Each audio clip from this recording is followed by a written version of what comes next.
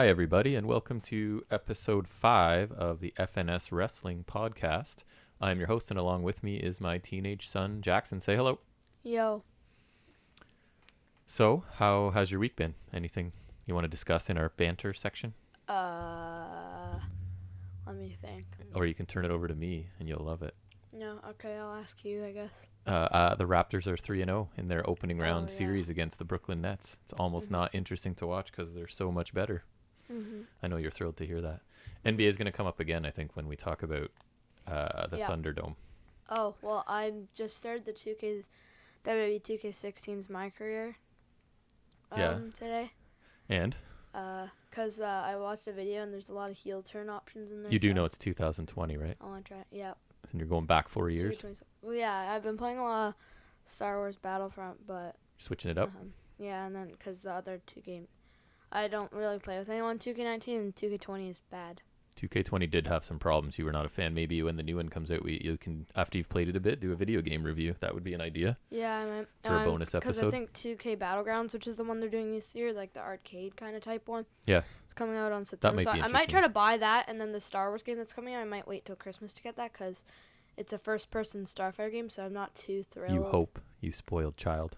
Right. So. Right. So anyways, yeah, I'll probably play that game. Maybe I'm not sure if I might as well, but this week put us off our routine a bit, right? With AEW yes. shifting around, and then there was an NXT pay-per-view, and then we've got SummerSlam tonight, so it's a lot of wrestling for us. I mean, it's not a huge... We literally just watch AEW. We like watching wrestling, so it's not a huge problem, but... But when it's just like all about like this, it is kind of a pain to get to where we are.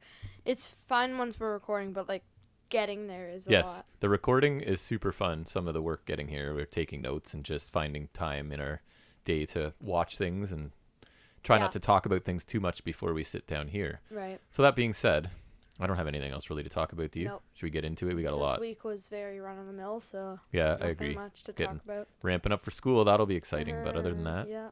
All right, so let's move into our first official segment, which is our news and rumors. I just realized this is going to be a pain once I have school. No, it'll be about the same. I've already thought about it. Don't worry. Okay. We'll find a way. So I always start it with the ratings, right? So NXT is the only ratings I'll have for this week, obviously, because... Dynamite was yesterday. Yeah, Dynamite was last night. NXT won the Wednesday Wars. Hey. So... They are up to 853,000 viewers, so that's up from 619,000 last week. So that's, Yeah, but keep in mind then the AEW viewers wouldn't have been... Right, they're running unopposed. So this is like how many wrestling fans are there? It was like the first 2 weeks. Remember when they did like half on USA and half on the network? Like the 2 weeks before AEW started, it was like that, where they run unopposed. Yes, so... I think, though, that 853, I seem to remember on a week where they were going head-to-head that AEW had over 900,000 one week. Right. I'd have to check my notes. So 853 is definitely up, but it's not that impressive considering I believe AEW got more than that one week when NXT was up against them. Right. And in the coveted 18 to 49 demographic, they are up from 0.16 last week to 0.25 this week, so that's also improved as it should be, right? Because again, they're running unopposed, so I don't really know what that means. Their numbers are up. I don't know. You'd have to ask. If it did stay the same this week, like they had the same viewers, then let's just say AEW would have some loyal viewers. Right, because it'd mean that they're literally just watching AEW. They're tuning in.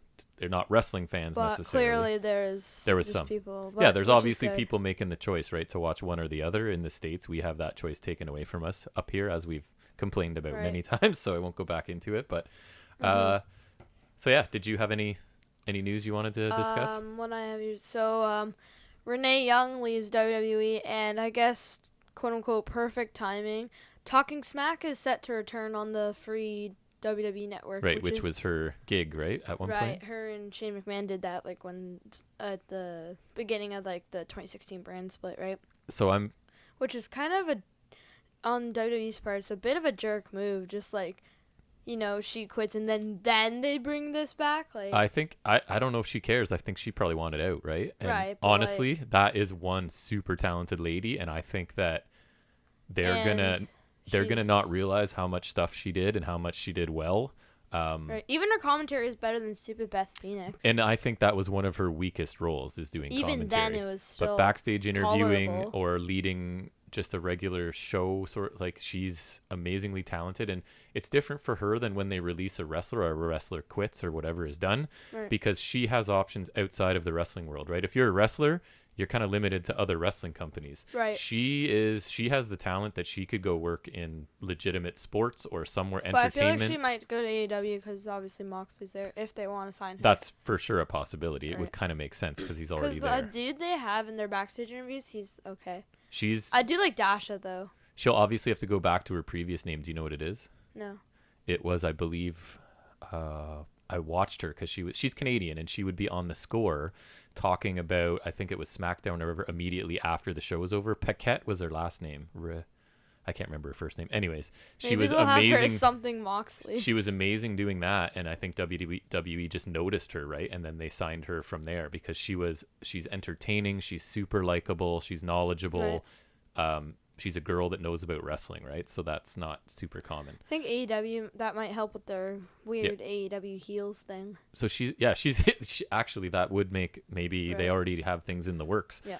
That would make sense. So anyways, I think I'm happy for her because I assume Yeah. she wants to be gone. And again, I think she's amazingly talented and is going to have a ton of options. I think she stayed there as long as she probably could. Yeah. Because she's been there for a while, Yep. right? So She has. And it's yeah. time to move on again, whether it's wrestling or something else. I think she has tons of options. Right. Anything else from you? Last thing is on August 21st, SmackDown, which was a couple days ago now at the time of recording, WWE debuts their Thunderdome. And this was They sure a did. good concept. It definitely looked weird because I saw like this thing on Instagram, and it's a ton of LEDs. It is. Between them going back to the bigger stage, which I was a fan of, I'm very happy about that. Yes, he likes large venues. And then when there's entrances, they have like the things that will display the fans. Yes. As Tron, so it's like a ton of LED, and it helps. And you still have the posts and the apron. There's just like a lot of like it at times, depending on whose Tron it is, it can be kind of like eye searing and like just like a pain to watch sometimes. I don't know. It's just like it's a lot on your eyes. But it got our attention. Like when's the last time I cared and about? they actually did the Fiend's entrance on SmackDown, which I thought was like I tuned into SmackDown because I wanted to see the Thunderdome. Right. Because as you know, I crush NBA games right now. Yeah, and they've been doing this. They've been doing it. They're doing it better. Not that I Right. didn't like WWE's. It's way better than an empty arena or your own employees chanting and banging the glass, right? So it's way better.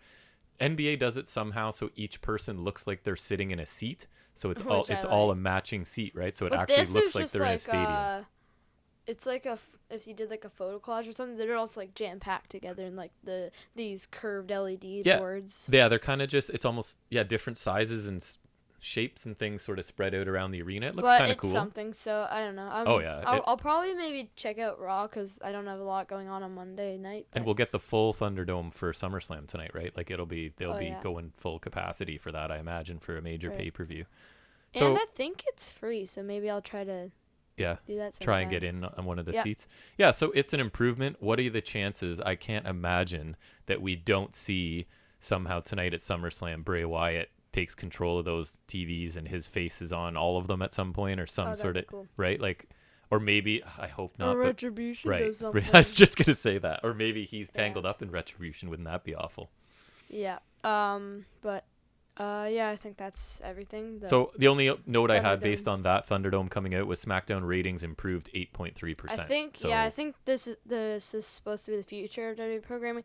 Notably, NXT. And, I guess NXT was before the Thunderdome, but NXT TakeOver more so was not in the Thunderdome, which I'm fine with because I don't think NXT really needs the Thunderdome. It keeps things a bit different, right? Although they are always in Full Sail, I don't love their crowds, but anyways, And that's just so obviously NXT is a third major brand, like they told us, right? They're going to stay in the minor farm system, and everyone else is going to the big arena. Yeah, But it's obviously a sham, like the whole brand supremacy thing. Well, every time Survivor NXT did make Survivor Series better, though. Every time Survivor Series comes around, they're going to be a major brand again. Yeah, I feel like they did make Survivor Series better at the very least, though. It was a good show. But I think that's good. Wrap it up for the news. All right. Yeah. So we're going to keep, even though we didn't watch things in the same order this week due to scheduling and whatnot, we are going to talk about them in the same order just to keep it consistent. Like I said, we're fresh off of AEW. So we're actually going to start out with our AEW Dynamite review as we always do, which is coincidentally the thing we just finished before coming down here. We watched a bit last night and then just banged it out and at the risk of spoiling anything, I'm comfortable saying it was my favorite thing of wrestling this week, I would say. Right. And that probably includes TakeOver, which we'll get to. Unfortunately, I did enjoy the ladder match at TakeOver. That was we'll get into. There were things I really liked on it. I do have a brief coverage of TakeOver setup, so we'll get there. Kind of like you did with Impact last week. Exactly. Last week, right? It'll be quicker than a normal. So this AEW Dynamite, as you regular listeners know, this is where Jack takes the wheel and I'm sort of riding shotgun, and then we'll switch for NXT. So anytime you want to discuss, I'm going to have a sip of coffee and let's get into Dynamite. Before I get started with this, just quick thank you to anybody who listened to the bonus episode yesterday on Wrestling Society X. That show it's something that happened, and it for sure is. But anyways, it's something interesting to look at. Is something I'd never seen before. I enjoyed listening back to the show, just listening to your like you can.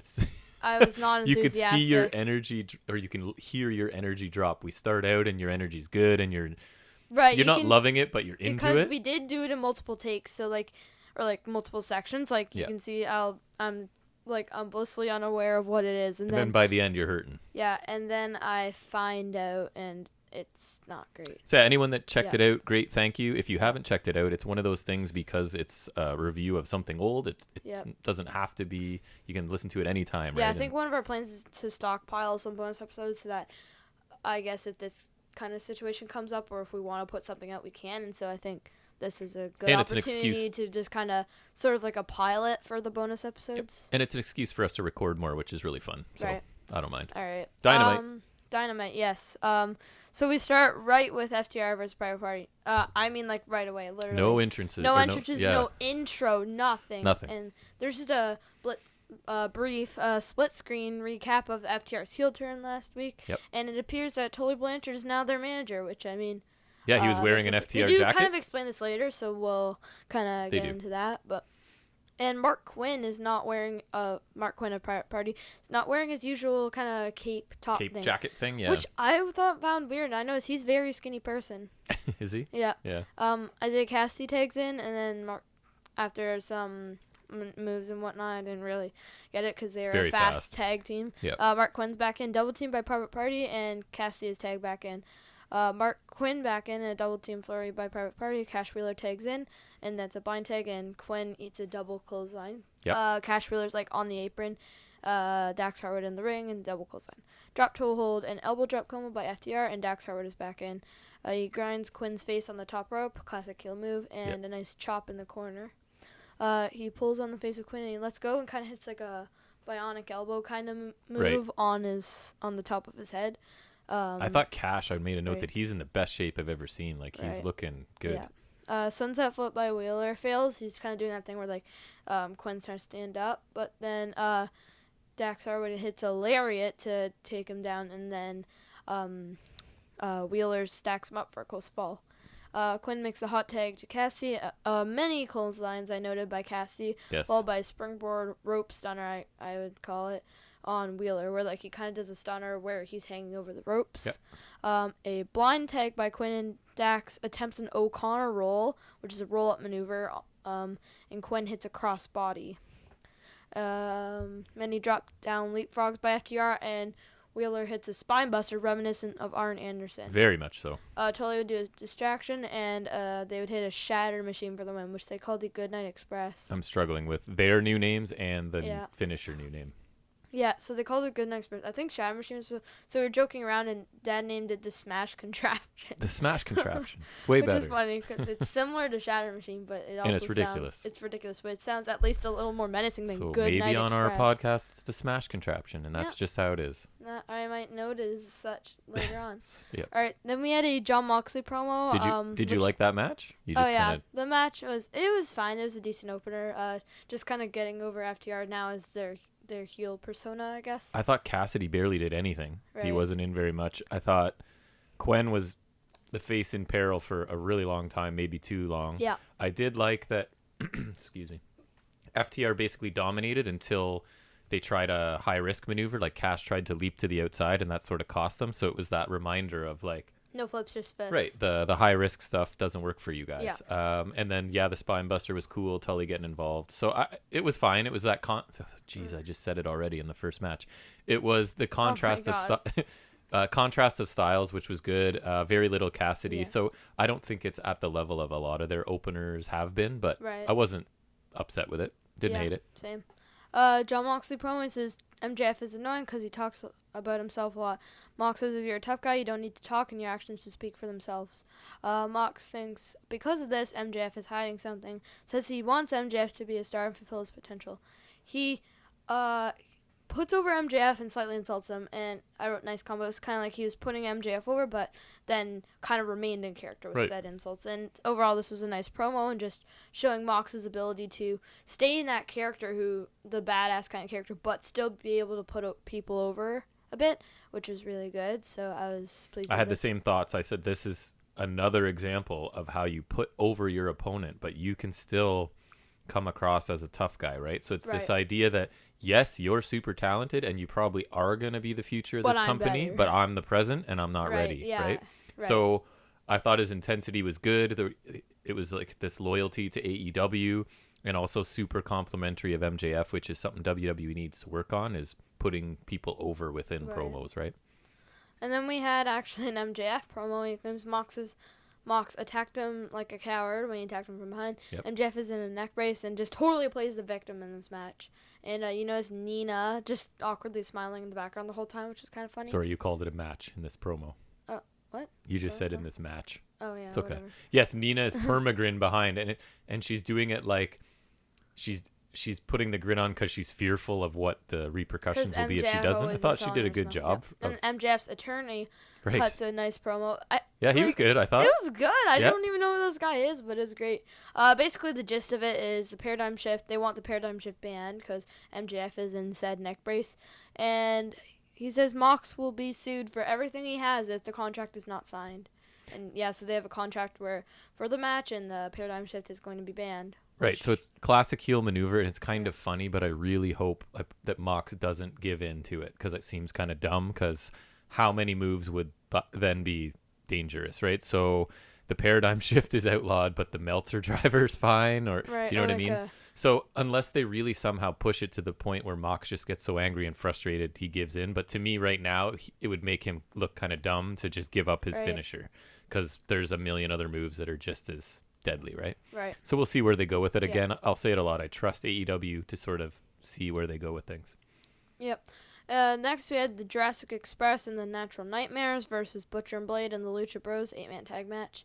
Match starts with a quick brawl and no entrances again. No already in the ring again. 2 matches, no entrances. Match starts with a brawl. Heels clear the ring and a handspring kick by QT Marshall. Uppercut cheap shot by Phoenix to, I believe it was still QT. And Dustin Rhodes tags in. Butcher cheap shot fails, and then it's a right hand by Rhodes. Then Rhodes is on the outside, and he gets beat down by the heels, excluding Blade, because I believe he was tagged in at the time. Blade tags in Butcher, and Rhodes is sent hard into the corner. Pentagon tags in, and I know that he has a pretty nice mask. And his gear is, we always love his gear. Yeah, it was cool, but I just like the design on the mask was really nice. He looks cool always. Tags in Phoenix, he does like a rope walk and then a 360 into an axe handle, just like while Pentagon's holding him, just convoluted and just a showcase of his athleticism, and I don't know, he's really an acrobat, and it was just all that for an axe handle, right? So it was kind of interesting. Back from commercial break, and we got a Luchasaurus hot tag. He takes out Butcher and Blade, and Jungle Boy hits a suicide dive on Phoenix, and then a Topicon Hilo on Butcher and Blade. Butcher tags in, and a stunner by Blade, and a Shining Wizard by Butcher. Yeah, surprising. Interesting. QT eats a spin kick by Phoenix, which always looks good. He never fails. Right. And then a Sling Blade from Pentagon. Much like Aleister Black, where I don't think the only time he messed up was when he hit it on Lars Sullivan, right? And Phoenix, I like when he does the kind of springboard in the corner and does the jumping spin kick. Phoenix is incredible. And then we just lots of offense by basically everyone. It was a lot to really keep up with, right? There's kind of this botched destroyer by Dustin Rhodes, which is interesting. Yeah, he didn't quite get all of it, as they say, I guess. Yeah. I noticed that. And then there's an argument between Blade and Pentagon. Pentagon shoves Blade, and Jungle Boy would then get a roll up off of that for the win. Yeah, Pentagon will not let Blade help with their finisher, right? Because I think they were setting up for the finisher, and Blade was going to come off the top ropes, and Pentagon was not having it. Right. So that led to the dissension and the problems. After this, the Butcher and Blade and Lucha Bros were arguing. Eddie Kingston comes out, cuts a promo, basically puts over everyone, and says they shouldn't be divided, that they're better than arguing, and this might set up a new faction, which is interesting. And it's possible. Kingston is awesome on the mic, right? Or so he was, even an alliance of sorts. Right, he was interesting, and I do want to see where they're going with it. Right. Because his logic makes sense, right? That they are amazing, and if they're so good, why are they not in the title picture? And maybe they just need to get together with him as management, and they can. Right. I thought this was a fun, short match. Yep. Everybody got a chance to showcase some of their offense, and then it was, again, mostly to set up the angle coming after the match, I guess, which was That's also all it really interesting. Was, right? Like, yep, I liked it.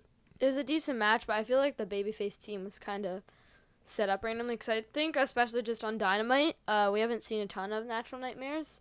If you're not a Dark viewer. I had it make sense that QT and Dustin got dominated for the first bit there, because they're basically the team that's called up from Dark, essentially, right? So they're not. My only issue. They're the veterans that are just like kind of hanging around. My only issue with the Lucha Brothers, and I love them, is I feel like Phoenix should be a face, and that Pentagon needs to be a solo heel, because his solo heel run in, I think it was season 2 of Lucha Underground, is unbelievable. Yeah, I know what you mean, but I think Phoenix has heel potential. I think they really need. I think they need Pac back. Oh, please. And they just need to be that uber heel faction. Love Pac so much. Yeah, and I think he anxiously awaiting his return. I think then now my dream booking here is them as tag champs and Pac, probably with the TNT title. I would see him. My fantasy booking of Pac coming back and for the open challenge of the North American, I guess, isn't happening. I was hoping that's where he would come in and take it. What open challenge? Or whatever Cody was wrestling people every week and bringing them in from all over the place. I was hoping one of them was. You mentioned that thing. Yeah. All right. We had a Britt Baker promo, and she was just like starting talking, and then there you have Kip and Penelope. Your boy Kip. She basically and then she says that, quote unquote, swapping saliva is bad for your teeth. So she says she'll give Penelope and Kip a year of free dental care, and a year of free makeup by Reba for a year if Penelope will be on Britt's side in the handicap, because basically the heel logic here was Big Swole won a match with Britt Baker. That's been signed and whatever, but she never said what match, so I guess she's trying to just get that advantage, right? And I honestly don't know if Britt's ready to go, or if this is just going to be Rebel and Penelope. I don't even know if Rebel's in it. But I enjoyed the Brit's funny, right? And the whole she loves love, but you guys, your saliva, that's a risk or whatever. I thought this was funny. Yeah, that was funny. They keep her bits short and entertaining, and she delivers her stuff really well. It's amazing how even though she got injured, they've still been able to use her to her, like, it's a credit to her that they wanted to, right? Like, she's so good right now that they're like, we can't take you off camera. We just want to find a way to keep you. And that's a huge credit to her. She's doing a great job. Right. And I remember when we did not like her at all. Oh, I couldn't stand her. I was like, why did they sign this skirtless? She's okay in the ring. Her character's brutal. She's improved tenfold the best. On both. Yep, like, she's even in awesome. ring, I find her matches, and especially with the heel character, I think that makes her matches more interesting. Kind of like, I know you like when Kevin Owens was a heel, he was always like yelling and like taunting people in the matches, and like I feel like maybe a similar thing with Adam Cole, and just like that makes the match more interesting as well, right? Yep, so she's fantastic, and I look forward to more overall of her. A really nice segment, and just your average Britt Baker segment. Not that that's bad, but just few minutes of Britt every week, and it's consistently good every week. So, absolutely. Yeah. Next we had a in-ring interview with Orange Cassidy. Tony Schiavone congratulate Cassie, and then Jericho to interrupt. I noticed he was holding a bubbly bottle. And he was coming out alone. I really liked his character work here. He cut a promo. He congratulates Cassidy, and Jericho apparently has only been pinned 3 times in AEW, which is interesting. I wrote that down too. Yep. I believe one was a tag match with SCU, because remember Scorpio Sky got the title match, and then Moxley beat him, and then I think Orange Cassidy. So. I trust your memory, because I have no clue. Jericho says he's actually proud of Orange, and he says where he comes from when like this sort of thing happens. They need a tiebreaker match basically, and he proposes a Mimosa Mayhem match, which I explained what a mimosa is to Jack, and that it's kind of clever. Champagne and orange and whatever. Basically, their two drinks or whatever, right? Combined. There's a package vignette for it. The only ways to win are pinfall, submission, or being thrown into. I guess there's gonna be a big thing of mimosa at ringside. Yeah, like 80 gallons. Maybe like the similar like a casket match where they get to get him in the thing. His numbers were 80 gallons of orange juice mixed with 500 cases of bubbly. Right. I think, would that be mostly bubbly then? I don't know how big a case. I don't know how many bottles of bubbly in a case, I guess. I'm not sure. Just like 2. And he did sort of make a thinly veiled reference to his creation of the Money in the Bank matches, right? In his promo. Jericho did. Which is why he's like, Cassie accepts the challenge, just does his little thumbs up thing. Jericho offers a toast to Cassie, and Inner Circle come to ringside. And then he's just like, after he does like, he's like, Orange Cassidy, here's to you. And then he's like, get him, boys. And then Inner Circle attacks him. That's right. And Jericho gets a juice effect on Cassidy. And then they kind of just hold him, and he gets bubbly poured on him, like, a lot. Like, yes. so many times. So what did you think of it? It was good. I think this Mimosa Mayhem is something you gotta see. I think it's Jericho's comedy at its finest, really. It's gonna be something to see, you know? Yeah, I don't really want them to wrestle again, but again, I trust them and AEW to make it interesting. That Stadium Stampede match, which I'm sure had to be Jericho's idea, or at least partially his idea. Yeah, it was amazing. That was amazing. So it's not exactly the match I want to see, but I'm open to it and I'll watch it. Right. I had a note that I really like Jericho's character here. He's like the aging delusional star who he'll only give the younger challenger credit because he's learned from the veteran, right? So Jericho's basically saying you're good because you're learning from me. And another thing with this is like, so you see a lot of examples like Hogan and like I don't know, there's Hogan, maybe Warrior when he squashed Triple H, and even Triple H to an extent sometimes. And like you see these old veterans clinging onto their spot and like not putting anyone over, and that's his character. But in a way, then he's still putting them over. Yeah, you're great point. Right? Like so it's a character that we've seen represented in real life. Unfortunately, right? Right. Yes. But like, so I think there's a sense of realism to it a bit, and then like it's just like. And Jericho, just whatever his character is, he just pulls it off, right? You believe him doing whatever. So yeah. I'm open to the match. It's not. Would I choose it? No, but I'll watch it. Another good segment. I'm super intrigued by this match, and I'm definitely going to want to see it. Good. Next we've got the Elite versus the Dark Order, which is 3, 4, and 5. I'm not sure who's 3 and who's 4, because 5 is obviously Allen Angels. Neither of us have a clue who 3 and 4 basically, that 3 and 4, it's, I don't know which one's which, but John Silver and Alex Reynolds, basically. Yep. So the 3 kind of lower card guys of the Dark Order. So I was looking forward to this. You weren't sure last week, but I've sort of liked these lesser members of Dark Order. Yeah. I don't understand why they put masks on once they come out, but that's up to them. Maybe that'll be explained someday to me. Kenny Omega, I know, reuses his gray attire again, which he's used multiple times, and I seem to remember, I know I keep mentioning this, but I think it was when I don't know if this is when he first used it or this is like another reuse, but I know he wore it in that Iron Man match with Pac. I'm almost positive. I have a prediction going into this. I had in one of my first notes is betcha 5 takes a beating, because we've noticed he is the selling machine. Takes a beating. So anyways, go ahead. Yeah.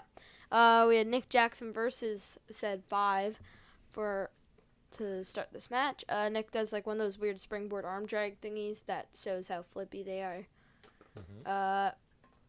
Matt get a blind tag and a double drop kick by the Bucks. Matt goes on his usual Northern Lights suplex rampage. Yep. And Omega is tagged in. Triple team combo by the Elite, and Bucks take out 3 and 4. And all of that offense up until that Bucks outside 3 and 4 was to 5. So he's just already taking offense nonstop. Omega hits the rolling senton, which is from the fireman's carry. It's not like a traditional senton, but that's just what the move is called, I believe. And then attempts a moonsault, but Dark Order used dirty tactics to control. Chair kick by Silver, and then a chair stomp by 5. Both of those things I thought looked really good. Yeah. Matt tries to check on Kenny, but is attacked by Dark Order. 4, which I think was Reynolds. I think so too, but I'm not sure. Well, it was Reynolds, but I don't know if he's 4. Anyways, Reynolds botches crossbody. Silver had him up in a delayed vertical suplex, and then Reynolds was going to dive through the ropes to hit a crossbody, and he kind of hit his legs or his knees. Anyway, still looked okay, but not what they wanted for sure. Springboard back stomp 8-5 by Nick. Brutal apron kick by Matt. Like, he just, like, kicked him in the face. Yes. Drop kick Bulldog on 5 by the Bucks, which was interesting. Yeah, I had a sweet shotgun drop kick Bulldog. Right. Yeah. Kenny Omega tagged in corner moves repeatedly by the Elite, and then Dark Order gained control and do a similar thing, basically on the corner. That's right.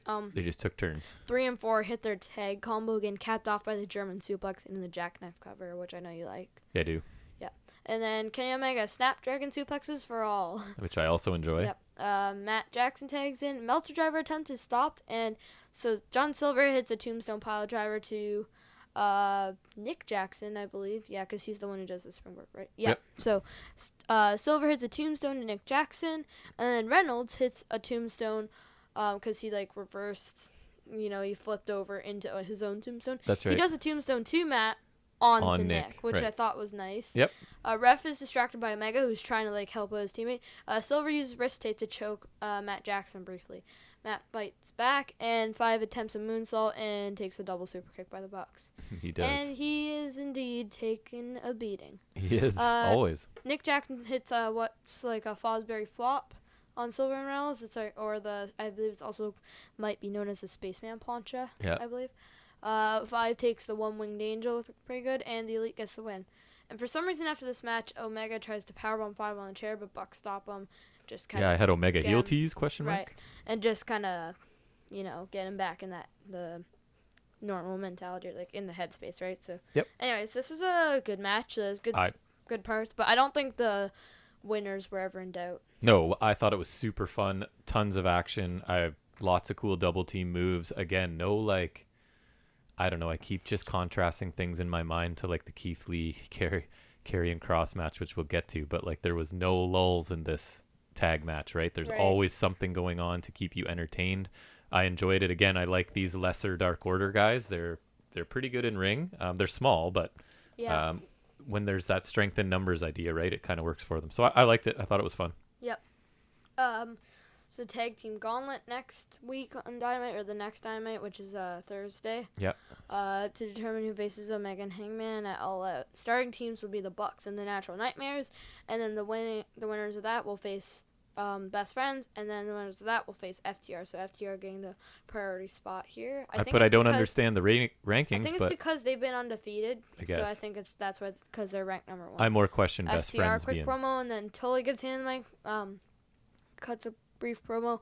Hangman comes in and kind of argues with them briefly. FTR claim Rock and Roll Express disrespected them, and that's why they attacked them. Dax faked an injury to see who he could Is that trust. the first time he admitted that? Right. What the? That he faked the injury? Yeah. Okay, because I was like, am I supposed to know? I'm feeling like this is something they talked about on Dark. Injury to see who he could trust, which is Wheeler and Hangman. Dax says that the Bucks win the gauntlet and beat Hangman and Omega. Then Paige is kind of back in the shadow of the Bucks, which is, in his words, undo what Hangman's kind of been working lately, right? Yep. So basically, FTR is saying they want to wrestle a man they respect for the tag titles at All Out. So it's basically just Bucks kind of getting Hangman sort of on their side, or just, like, not pissed at them. FTR, you mean? Yeah. Yeah. Or what did I say? Bucks. Or Bucks. Oh. Yeah, I liked the first FTR, half of yes. it, and then after Tully spoke, I thought it should have been over. I didn't love the part when Paige came in. I thought it was just a lot of explain, and I'm like, huh, what? Faked injury, did what? And then it ended okay. It was about my least favorite thing Paige has done in quite a while, to be honest, but that's... I'm nitpicking, I guess, a little. All right, Darby Allin versus Will Hobbs, who's a Dark regular. He is. He's a big, Darby strong does guy. Not wait at all to start. He attacks Will Hobbs and then gets him back in the ring after attacking him a bit, and then the match starts. Hobbs catches a dive easily, but then Darby Allin gets out, hits a chop block. Irish whip fails by Allin, obviously Hobbs being the bigger man. Hobbs takes control and shouts, "I need this." He hits this move in the corner, which I only know this because of the 2K games, but which is known as an alley-oop. Right. Pretty big one. Just kind of like flings him up. And there's also an alley-oop bomb where, like, you do that, but then you catch it in a sit-out. Right. Powerbomb. So there's a really nice spine buster by Hobbs, gets a near fall. Like, it looked hefty. He's big, dude. He's like, okay. I've seen him on Dark a few times. Power slam by Hobbs is countered into that flip over stunner by Darby Allin, and then a really good coffin drop for the win. Like, it usually looks good, but this one had some heft on it. So it was kind of a nothing match, right? It was fine, but it's setting up what's coming up next. So I don't have much to say about it other than like it was. Taz gets up from the commentary desk and cuts a promo. Says there's a new member Team Taz and his name is also Darby, but it's just Ricky Starks and Darby Allin Fisby. Does a promo just kind of mocking Darby, saying he's like a joke and a loser. And then Brian Cage attacks from behind, and Starks then cuts a promo, says he doesn't need face paint to be somebody, and says he's better than Darby in every way. And then he does like a weird little middle rope coffin drop, which looked okay, but he clearly didn't know what he was doing. And Taz had to try and spin it as like, you're so good, you don't need to hit it from the top. You can just hit it from the middle. And then we had kind of, after this, this was a good, I'll say it after, Sammy Guevara kind of came up before the commercial break. But this is it was an okay match, and then the segment after was just kind of continuing this feud, but nothing remarkable. I thought Starks mimicking Darby Allin was kind of lame, but then when he got in the ring and cut the promo, I've seen Ricky Starks in a few places, and that's the first like non-cocky, smart alecky heel promo, like an intense, like angry. So I thought it was pretty cool to see. He's a good promo. Right. It's the first time I've seen him sort of step out of what he normally does and do something a little different. So I like that part of it at least. Right. And I'm looking forward to that match. It'll be a couple really fast, talented guys. We'll get to see Ricky Starks on display. Yeah. And then after coming back from the commercial break, like Sammy Guevara mentioned, we just get Matt Hardy beating him up with the chair and throws Sammy off the stage through some tables and calls Sammy a little biatch. Yep. And Hardy looked unhinged. I thought he looked really cool. Broken Matt, please. And this show does a better job of building feuds without matches, I feel like WWE does the classic, like, let's put you in a tag team with someone who has a problem with someone else, and we'll have all the combinations of these things leading up to the pay-per-view, right? Yeah, like, for example, say, like, Bayley and Sasha, for example, would be defending against two different people. Say Asuka wasn't challenging for both sides. So they probably lead up to SummerSlam with the Bayley and Sasha versus Asuka, and if there was someone else. It's building for matches with matches, which isn't my favorite thing when they pretty much do that all the time. It's not always necessary either. Whereas AEW is like, we'll put out a match that doesn't really matter too much, but then we'll put a 5-minute segment on the end that does matter, right? So I much prefer that, and I thought this was good. This Darby Allin thing where it's just a pointless match for him to win, but then furthering the storyline. Exactly. After. That's what I'm saying. Right. Yep. Then we had a Thunder Rosa promo, another NWA talent kind of crossing over here. Right. And interesting enough, she's still the women's champion, so there must be some contract negotiation. Like, obviously, she's allowed to come here. Because NWA merged with the championships, right, of Hollywood and Arizona. So Rosa says she'll put the women's division on the map and take Sheeta's title, and says she's only in AEW for the women's title. So this, I believe, is setting up a match for All Out, which is could be. Have you seen Thunder Rosa before? No. So I've seen her a bunch, and it's one of these weird things. People love her, and I have never seen her do anything where I've been impressed. So I don't understand where the disconnect is. It happens when I watch basketball too. Some players I know that are good. When I personally watch them, I don't see it. So. Right. I'm sure I'm missing something. It's probably my fault, so I'm hoping that she changes my opinion, because she played Cobra Moon in Lucha Underground, and I thought she was brutal. Like, she was one of the least watchable wrestlers in there. So, but she's got a great reputation. Yeah, her belt was small, like the championship, but it looked better, and the faceplate was bigger than AEW's title. And yes, it was like that classic design of like there's the picture of her in the middle, but like. That aside, the belt better. Looked you like nice. it better? Yeah. Like, so I'm hoping to see what everyone else sees in her. I'll put it that way. Right. So then what do we have? The tag final? The Deadly Draw? And just quick, I feel like this is a summer thing. Like when Walter came into NXT UK, I think I had heard good things, but then like we kind of watched some of his matches. I was just like, eh. But then like we saw that match with Pete Dunne, right? Yeah, and we're like, okay, and I was like, okay, this guy's a beast. Legit, right? Yep. It's some talents, like, if you've never seen them before, you just kind of need to, like, and I feel like it's the same with Keith Lee. Yep.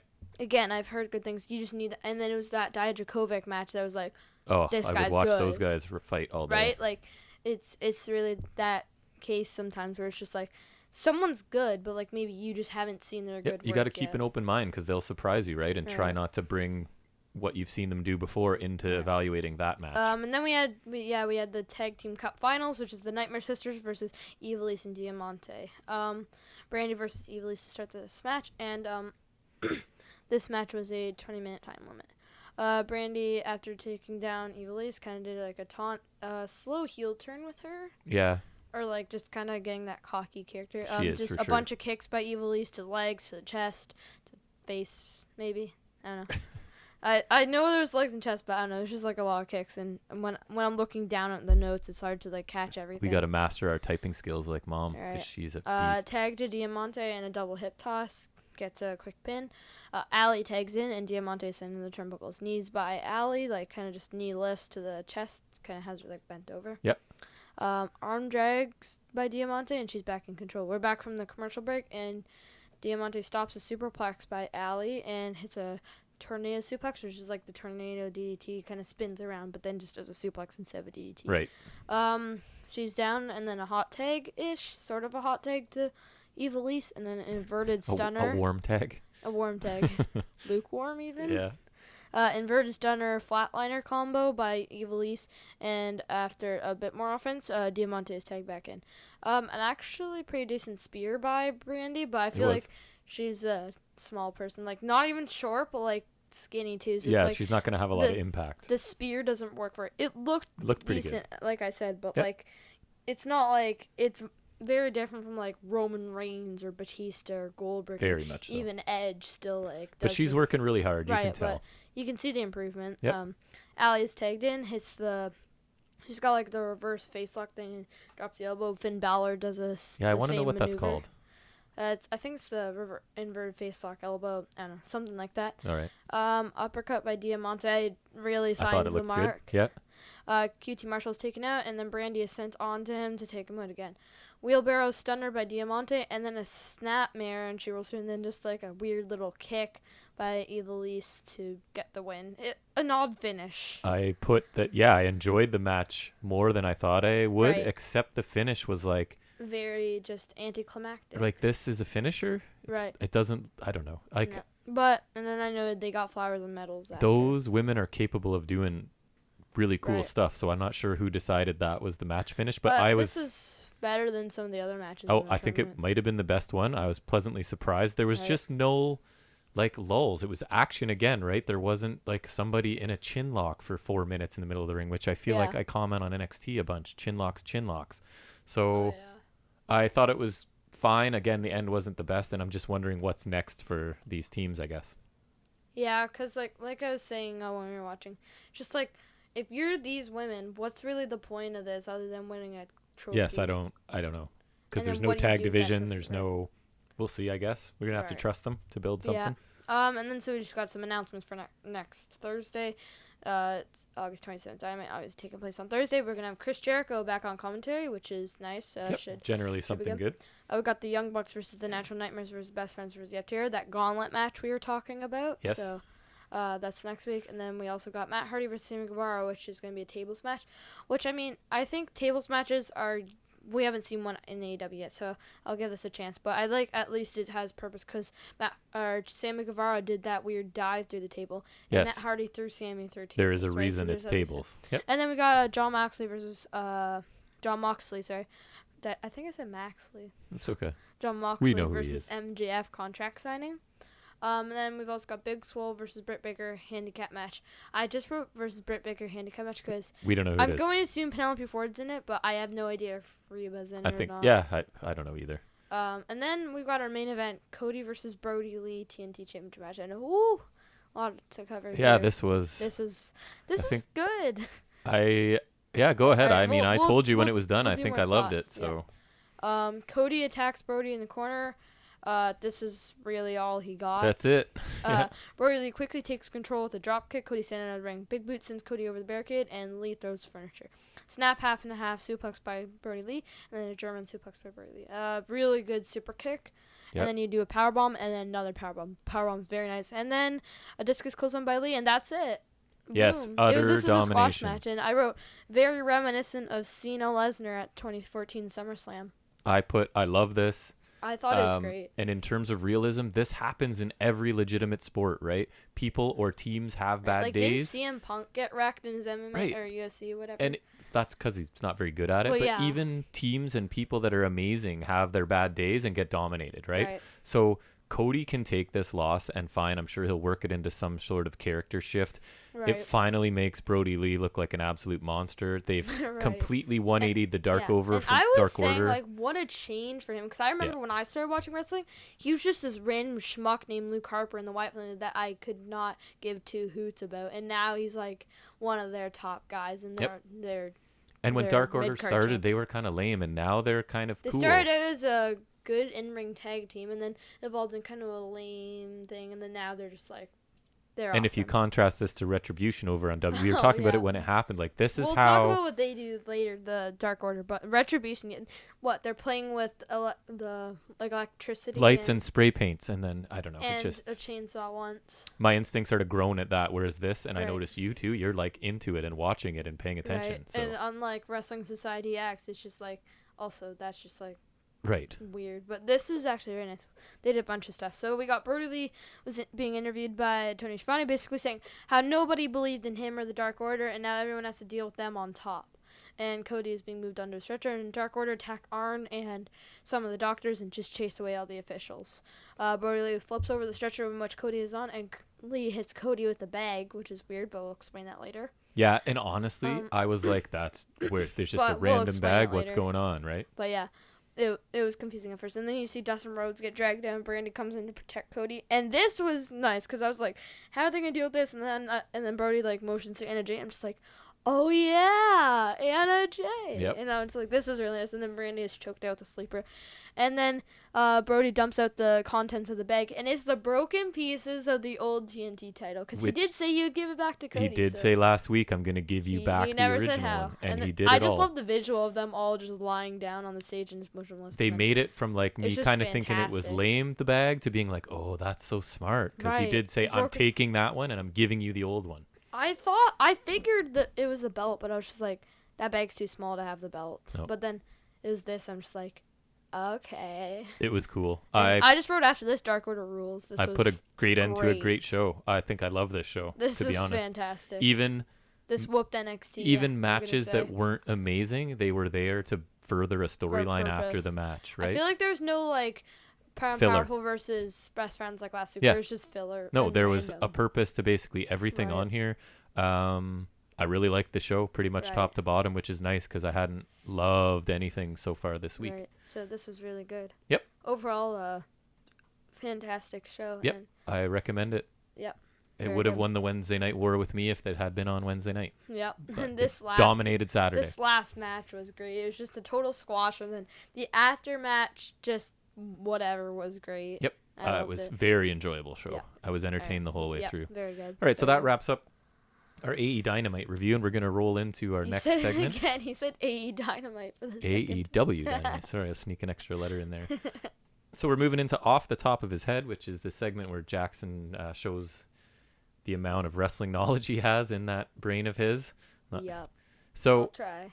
we're going to talk this week about, I don't know how well you'll do at this. I never really do, because I would never do well at any of them. So we're going to talk about the King of the Ring winners. Oof.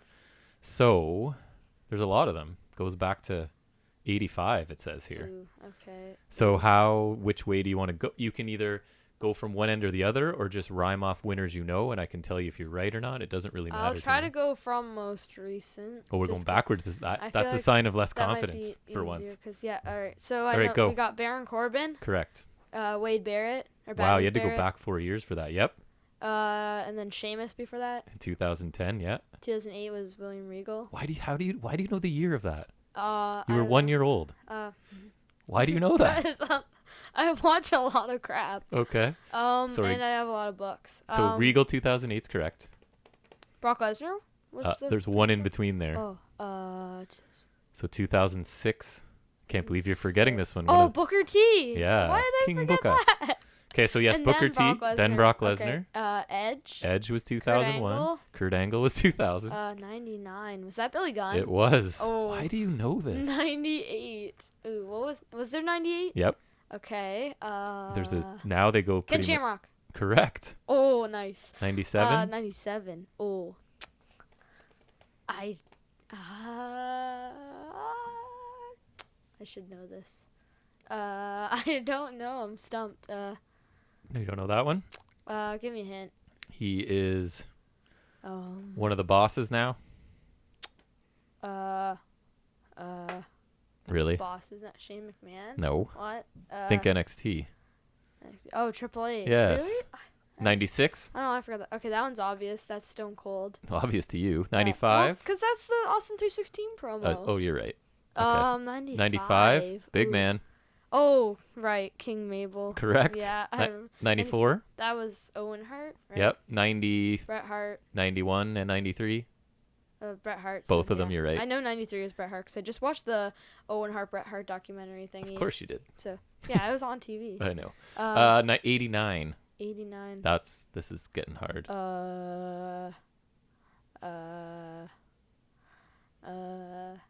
Tag team with...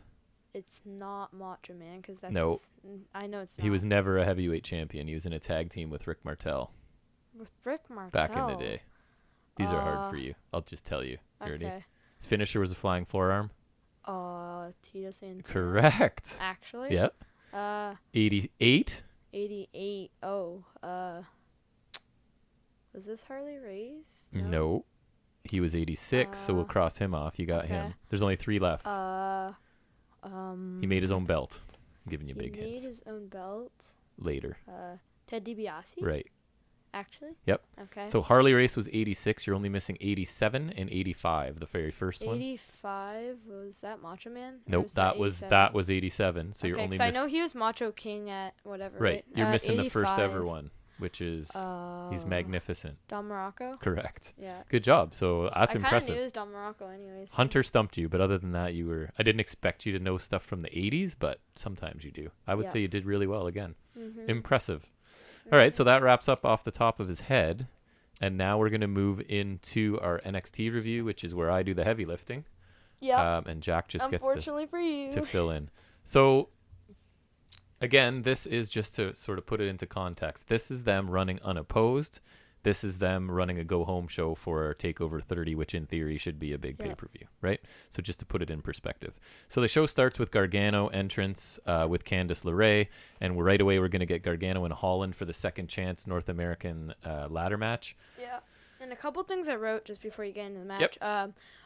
I don't know what Ridge Holland's gimmick is. It's just... Big new guy, I think, is about it. And I noted poor placement for ladders. There's just 2 big ones at ringside on the entranceway. It just... Because I feel like they go there a lot, so it really did kind of hinder. They were completely filling the ramp with the 2 ladders, right? Anyways, the match. I have they're trying to start out hot like AEW maybe. Right. Question mark. The belt's hanging over the entrance ramp with ladders on either side, as Jack was just saying. Right. So we got Vic Grimes, Mauro Ranallo, and Beth Phoenix. No, it wasn't Mauro, was it? He wasn't there. No. Weren't we complaining? It was Grimes, Corey. Oh no, that was TakeOver. Sorry, Grimes. I'm confusing it. Or Graves, whatever his name is. Yeah. Sorry. So it's Grimes, Morrow, and Beth Phoenix tonight. I was thinking of TakeOver. Gargano talks trash, and Holland overpowers him early. We get a hip toss, shoulder tackle, and Gargano rolls out. Both outside now. Holland takes a kick and a hard stomp. Back inside, Johnny tries to work the left arm. Holland's offense is really basic. I put here, it's like knees, punches, chops, Irish whips is the majority of his offense. The slam didn't work out too well. That's coming up. Gargano dropped on his head hard. More working the arm by Gargano, a European uppercut and a forearm to the back by Holland. Gargano gets the left leg and Holland uses heel strikes to break it. Holland awkwardly over the top rope and Gargano into the commercial break. I have back from the break with both down as Gargano almost died over the break. So they literally stopped taping for this when he got dropped on his head and had people come out and check on him and everything. And apparently it was basically he was jumping into Holland's arms and was supposed to execute some sort of slam. And he pretty much dropped on his head. Right on his head. Real bad. Looked really bad. So I guess he obviously continued the match and they sort of edited it together. It looked okay. Ref checks on Gargano, who delivers a super kick, forearm by Holland and a swinging neck vice. It's hard to explain, but he grabs him in almost like a dragon sleeper and starts swinging him around, I guess. No, in like the front face lock, like DDT position. Yeah, he just like kind of swings. But upside down. Yeah. Yeah, I think.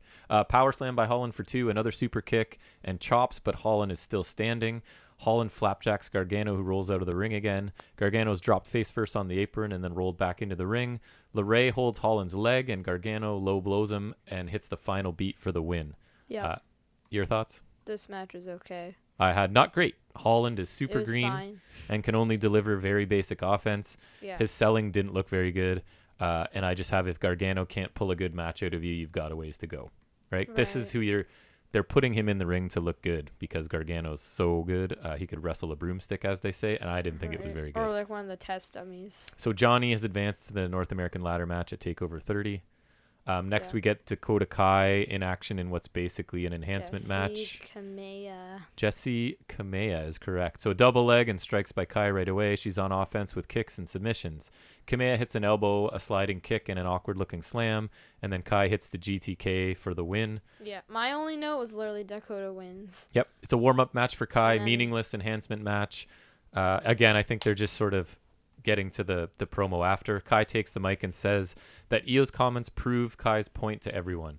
Kai's focused on the past, Shirai is focused on the past and Kai is focused on the future. And at TakeOver 30, she'll take the title after kicking Shirai in the face over and over. This brings Shirai running out and she attacks Kai and they fight up the ramp. So Raquel Gonzalez is back and kicks Io and carries her to the ring. So I like this because I've been complaining that she's been gone, right? So it's nice to have her back as the muscle again. I don't know where she was or why she's back now, but... So Io strikes Kai and Gonzalez takes her out with a clothesline from behind and a one-handed powerbomb that looked kind of cool. I'm glad she's back. And was Kai lying last week? Because remember in her promo, I pointed out she went out of her way to say she didn't need an insurance policy anymore. Was maybe the point. It was that she's lying. She was lying and that she was bringing her back the whole time. So I didn't know if that was a lie or if plans changed. So I don't know. The match was nothing, and then it was just to further promote the match. The match that I was super looking forward to, right? Right. So Tegan Knox talks backstage to Mackenzie about comments, she comments on Candice's comments. She was hurt a little and could say a lot about Candice, but she won't. She's going to try and take the high road. She wants to talk it out with LeRae if possible over a glass of wine. Okay. That was something. That's weird. Why wouldn't you just... I'd much rather a match between these people because they're both pretty good, so... But whatever. Yeah, it didn't really do anything for me. It filled time, I guess. We get a Balor and Dream package. Balor admits Dream has talent but has failed in his many opportunities. So again, trying to put the other guy over, which is nice, but saying he's had so many opportunities and done nothing with them. So it's going to end with Finn over, and I just have it was short, fine, whatever. It's just another short little promo from Balor that we're getting every week, it seems. Right. Any thoughts on it? Yeah, again, this is the only thing that really makes him a heel at all, really. And we had a lot of heel face questions with some WWE stuff. But again, he's fine, but I'm just really confused with him. I don't know what they're doing with him. He's just kind of there. He's awesome. They need to heat him up again for us somehow. So we get Legado del Fantasma versus Breezango. Ugh, I put. And Swerve Scott in a 6-man tag match. Please let this feud end. I wanted this to be like this is the ending of this. All 6 start. Fandango and Mendoza start. Mandango. Mendoza is fast and tags in Wild. Fandango and Breeze kick Wild as he hangs over the ropes. Wild throws Fandango out and Swerve drop kicks Mendoza. We get matching super kicks by Breezango. Back from the commercial with Fandango and Wild in the ring now. Fandango on top and is pushed outside. Wild stomps Fandango's arm. Multiple moves by Legado to Fandango. Mendoza works the arm some more. There's so much arm working in this stuff. I think it's because he's in the sling or whatever. And I have too much Fandango taking arm damage just in every match. Like, pay attention to how many times I see people are working the arm as we talk in the future matches. Fandango chops, but Mendoza kicks him down. More arm work. Wild tags in, and Mendoza and Wild race across and knock the other 2 opponents off the apron. So this gives Fandango time to recover. He avoids the attack from Mendoza and Wild. We get a Scott hot tag with many punches. Rolling, leaping, flatliner to Escobar. The others try to interfere, and Scott fights them off. Scott attempts to move from the top and takes a knee, a nice-looking knee from Escobar, I thought. Escobar has Scott clinched, and Wild attempts a springboard dropkick, but kicks Escobar and sends Scott into his own corner, where he tags Breeze accidentally. Scott hits what's the driver he hits to Escobar? I forgot. But Escobar's not the legal man anyways. So because Scott didn't notice the accidental tag. Breeze back in on fire and clears the ring. Escobar drops to the floor and snaps Breeze's throat on the ropes. Phantom driver to Breeze for 3. This was not great. Too much of this combination. Not enough of Escobar in the match. Nothing really advanced by this. And I thought this was a weak first half of the show. Yeah. And I like this group. Speaking of Legado and Breezango, on the Takeover, well, actually pre-show, we found out when we were watching. We got Legado del Fantasma versus Breezango versus Oni Lorcan and Danny Burch, which is a tag team title number contenders match. More of this combination. I actually discovered Breezango did end up winning that match on the kickoff. So yes, they did. Hey. Yes. And I noticed there's no tag title match on. Nope. The Takeover 30. Nothing. Yeah. So Imperium suck as champions and need Walter. I'm impressed you remembered they were champions. I sometimes forget. We see them so little. Yep. Our boy Pat McAfee arrives and brought more football players with him. So we get the number one contenders match for the tag titles at Takeover 30. The Undisputed Era enter en masse. Right, so McAfee slowly walks out with his entourage and a microphone. He's returned with 28 years of NFL experience because he knew Cole would bring back up because he couldn't handle it himself. Cole sends the others away to prove that he can and calls McAfee in. McAfee reminds Cole that last time they met, Shawn Michaels had to check him for vital signs. Cole was champ for over a year and McAfee took him out in seconds, is what McAfee's telling us. I thought at one point McAfee looked a little flustered by some of the heckles, like he lost his train of thought for a second, but he recovered pretty well. I seriously hope they're trying not to put him as a babyface in this. If they are, then they've lost him. Again, hard to tell, right? Right, because it's like Cole has been a heel up until this, so it's like he should be the heel, but then Pat's also acting like a heel. And so what Undisputed Era, like viciously attacking people, is them being faces, like because they've started doing that again, you know what I mean? Like, I don't know. He keeps talking but doesn't say too much, because I just got tired of transcribing McAfee. He'll beat Cole as an outsider since he's next level and is above Cole. I thought it was kind of boring. I liked Cole just standing there. He looked just kind of leaning in the corner, taking it all in. He didn't look scared or anything. He didn't care really that No. way. Cole advances and security steps in. Cole takes them out and stares at McAfee and his backup. All 8 stare at each other now because the rest of Undisputed Era is there and they talk trash. Cole walks up to McAfee and says he's going to make McAfee his biatch. Yep. So the segment over, and I thought at least Cole looked somewhat strong here, but again, McAfee just isn't. People seem to love him. I'm going to warn you, but he's not doing anything for me. Why? He's terrible it's one of those because on the mic, and we'll find out he's terrible in the ring too. But I think for one of those, for the amount of time he's been doing it, he's not, is what they're trying to say. He's brand new and he's okay. So what? He's lame. He's not interesting me at all. He needs to go away. Okay. So next we have the Robert Stone brand, which is Aaliyah and Mercedes Martinez taking on Shotzi Blackheart and Rhea Ripley. Oh, I did not get this. Oh, this must have been one of the things that you watched. I think so. Ripley takes down Martinez as soon as the bell rings. Aaliyah's tagged in and gets thrown by Ripley. Shotzi is in for a senton, corner collision, and a facebuster. Welcome to the ball pit jumping low blow. So she does the Jeff Hardy low blow thing and screams welcome to the ball pit now. So that's great. We get Aaliyah pulls some hair and tags in Martinez. We get back from the commercial break now, and Shotzi hits a boot and a sunset flip to Aaliyah for 2. Aaliyah comes back with a neckbreaker for 2. Martinez is tagged in and hits a Russian leg sweep. Shotzi stomped and chopped in the opponent's corner. We get frequent tags as Blackheart is isolated in the opposite corner. We get a submission put on by Martinez. Shotzi rolls through it. Butterfly suplex by Martinez for 2. Fisherman buster into a cradle by Shotzi. Then a sky-high DDT, and both are down and crawl to tag. Ripley dominates Aaliyah with knees and kicks and an electric chair facebuster for 2. Shotzi kicks Martinez outside and is tagged in. Riptide by Ripley, and Shotzi climbs the ropes. Stone interferes and Martinez knocks Shotzi down from the ropes. Powerbomb to Martinez on the floor outside, and inside, Blackheart hits a senton for the win. Some decent action at the end, but not as high profile. Yeah, I did not see this, and I don't really care that it wasn't. It's interesting because by me going through all the offense, it sounds like it was okay, and I thought it was decent action at the end, but it wasn't a high-profile match by any means. And I don't like Shotzi Blackheart. However, as we noted last week, Aaliyah continues to look better than she has in the past. It's weird. Like, she's been a total jobber for years now, and now she's just like... She looks okay. Right. So I think it's just a filler match until we get Ripley Martinez, I guess, and it was fine. Say it with me. It was fine. It was fine. So we get an NXT Championship match preview now. Lee beats Cole, cross watches from above. This is flashing back, I guess.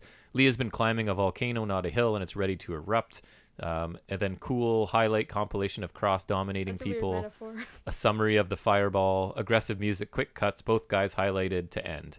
I thought it was a pretty cool package. It makes Cross look good, and I'm looking forward to that match. Imagine we don't know how it went. Then we get Balor versus Dream in a second chance for the North American ladder match. Yep. I actually did watch the clip on YouTube, so I do. You do? Okay, good. I'll be able to kind of cover. You only missed the one part. Dream's entrance and gear I thought were really tame by his standards. Like, he dialed it back a lot for this. Morrow says Dream is back from a, quote, self-imposed sabbatical. So that's how they're explaining him being off TV. Interesting.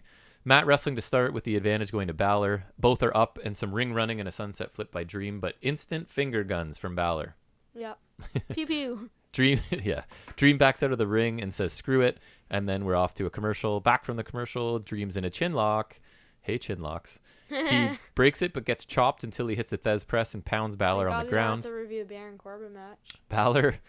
Balor gets his head sent into the turnbuckles one too many times, and then Balor starts to take advantage. He works Dream's knee on the mat.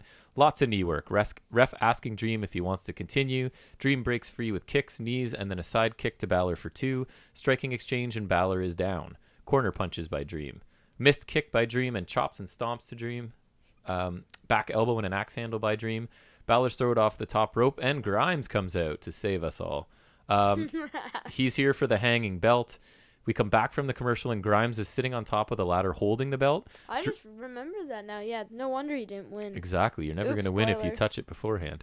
Spoiler alert. Dream is distracted, but kicks Balor while he's down. Backbreaker to Balor, uppercut.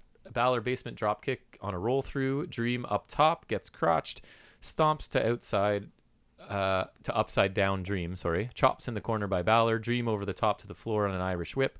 Balor follows and kicks and stomps. Balor climbs the ladder that Grimes is on. I put Y. Gets grabbed by Dream and dropped on the apron. He counters. There's counters by each man and eventually advantaged by Balor in a shotgun dropkick as Grimes keeps running his mouth. Balor climbs, is distracted by Grimes, and takes a superplex. I didn't love how much Balor's paying attention to Grimes. I didn't understand it. I thought it made Balor look kind of dumb. Anyways, Gargano comes out now and pushes Grimes into the ring, taking out the ref. So both hit moves to Grimes, a sling blade to Balor, super kick by Dream, and both are down. Reed comes out now. Priest is in the ring now too, and Gargano is surrounded. Gargano's thrown out, and Priest kicks Reed. Gets super kicked by Dream. Lots of action, and Thatcher takes out Balor. I wrote lots of interference and very confusing. Lots. Throws him in for a DVD, an elbow drop by Dream for 3 as the ref wakes up. Signature moves by Priest and Reed. Way too much going on in the end of what was a decent match. Balor way too distracted by Grimes, I put. So it was a decent match, and then it just became chaos at the end, right? I just think they want everyone to see. It's the classic go home. Get everybody in, get everybody hitting signatures before they're in a match on a pay-per-view. Before the Royal Rumble, sometimes they have people randomly throwing each other over the top rope in matches. Almost always. That's what's going to happen That's right. at the Royal In case you Rumble. didn't know. If that happens at the Royal Rumble, you're going to be eliminated. So, as if we didn't know. Overall, I did not like this episode. To me, AEW is actually fantastic. The only decent match I thought was the main event, and it was ruined by 1,000 run-ins by the rest. And the rest of the show was like little for a go-home show. And again, they were unopposed go-home shows. So listen to this. Gargano Holland, right? Kai enhancement match, Breezango and Legado del Fantasma again. Stonebrand versus Shotzi and Ripley, really? And then Dream Balor. That's even on paper. Your show. On paper, that is not great. Right. And I get upset because you know how much I love this show.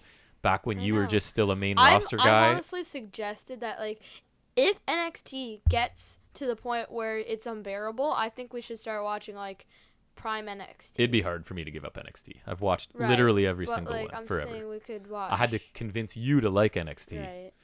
So it'll be hard for me. It was like my favorite Then little I could thing. also watch some NXT I've never seen before. That's been ruined now. But anyways, Maybe that could be bonus episodes. could be. Go back and watch some good NXT so I can Or remind I'm myself. intrigued to do WWE ECW.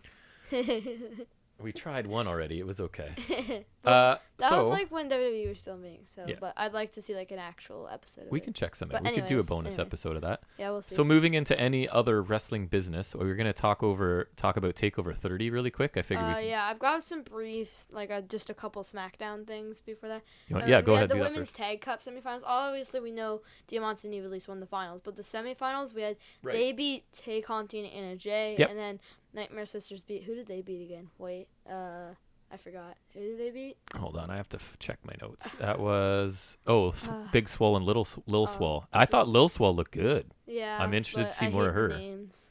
I've seen her in PWI magazine, so. Yep. But yeah, anyways, so that happened, and that was a thing. And one of the highlights of the Tag Cup, I thought, and I can't remember her name, so help me out again. The announcer, It was something. or sorry, the commentator. Oh, Veda Scott. Veda Scott, I thought did a really good job, Okay. and I think She was fine. they can Yeah, use she was her good. in the future. Alright, so I've got a little bit of SmackDown here. Jeff Hardy defeats AJ Styles to become Intercontinental Champion. I'm okay with this. I don't care too much because I don't watch SmackDown, although I might. Well, maybe not because we watch movies, but I might start watching at the very least maybe a bit of Raw, just because the Thunderdome is intriguing. Yep, I was a bit surprised because I thought AJ was like one of the big things that they're pushing right now. So Right. I was. I don't know. Surprised. Jeff Hardy's fine. I think he's still got some years ahead of him, so I think. I don't know. It's all right. It gives him something to do, and I don't know. I'm willing to see where this goes. Yep, I'm not a huge Hardy fan, but I Even don't really then, care right, that it's much. Something. There's like a weird beat the clock challenge on SmackDown. Basically, Asuka will be facing Bayley first for the SmackDown Women's title. I did see that. Before she faces Sasha Banks for the Raw Women's title at SummerSlam, because obviously she's challenging both. And Naomi actually beat Bayley in that match in the second Right. beat the clock one. Yeah, and Sasha was like low key Happy about it. celebrating, right. Yes. So again, and teasing then we that got Sonya tension. Deville and Mandy Rose will be a no DQ loser leaves WWE match. I was thinking a hair versus hair match, but It was, and then she came out and made a promo and Oh. updated it and said it's not enough. She wants to up the stakes and make it a. okay. So I saw was that gonna promo say- too. Why does it sound like I watched so much main roster stuff this week? Ah, Gross. it was weird. So Sonya Deville was wearing a suit and it looked weird. I think she looks cool. Yeah, but like it it. just looked weird. Super unique. Yeah. Anything else from that? Nope. And then we can go into our takeover coverage. Okay. Or I also have some Impact notes. Which would you prefer first? It's up to you. As long if you're. I'll go Impact because it happened first, yeah, I if guess. it's- So Impact Wrestling this week was night one of Emergence. I'm going to keep it brief because last week when I listened back, I was like, I talked about Impact for way too long. So I'm going to keep it a little bit more brief. Especially if we have takeover. So Like if we don't have takeover, maybe you can. So this is again like- supposed to be like the first night of a 2-night sort of TV Basically, what pay-per-view. AEW has done a couple Right. times. So it's a good approach to especially if. It's more better for AEW when they're not doing a lot of pay-per-views because I feel like Impact does more regular pay-per-views than they would. But anyways, it's still a nice approach. The name Emergence So- I thought was fine, and they tell us right out of the bat that Emergence means that they're moving towards prominence. So they're trying to say this is us trying to get back to our glory days sort of thing. I don't think they were successful, but I'll talk about that now. So we get They the tried. X Division triple threat match, which is one of the ones I was looking forward to with But you TJ, did mention that Rohit's involvement. TJP Rohit, who's been I added to actually sort of did help see Chris Bay. clips on Instagram. It would come back to bite Chris Bay in the butt. So this match was okay, but it was almost the entire thing is TJP fighting off one Right, or I both of noticed them. a lot of like double submissions. So and, many like, double submissions. It was all a showcase for Right. TJP, which is kind of strange.